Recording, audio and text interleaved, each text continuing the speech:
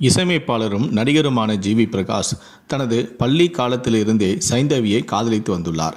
இருவரும் பல வருடங்களாக காதலித்த பிறகு இரு வீட்டார் சம்மதத்துடன் கடந்த 2013ஆம் ஆண்டு திருமணம் செய்து கொண்டனர். இவர்களுக்கு தற்போது ஒரு பெண் குழந்தையும் இருக்கிறது. ஹாலிவுட்டின் ஃபேவரட் ஜோடியாக மலம் வந்த ஜி.வி. சைந்தவி இப்போது பிரிந்திருக்கிறார்கள். இரண்டு பேருமே இது குறித்த அறிவிப்பையும் வெளியிட்டிருக்கிறார்கள். ஜி.வி. சைந்தவி பிரிவுக்கு என்ன காரணம் என்று பலரும் மண்டையை பிய்த்து கொண்டிருக்கிறார்கள்.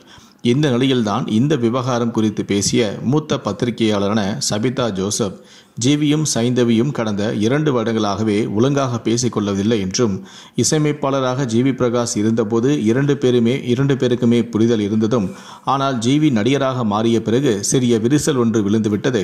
அதேபோல ஜி.வி. பிரகாஷ் சம்பாதிக்கும் பணத்தை சைந்தவி தன்னுடைய தாய் வழியாக அதனை செலவு செய்கிறார் எனவும், முக்கியமாக ஜி.வி. பிரகாஷ் தமிழ் திராவிட அரசியல் மைண்ட் செட் உள்ளவர். ஆனால் சைந்தவியின் தாயாரோ சனாதனத்தை தூக்கி பிடிப்பவர். அவர் தொடர்ந்து ஜி.விக்கு அழுத்தம் கொடுத்ததால் தான் அமித்ஷாவை சந்தித்தார் என்றார்.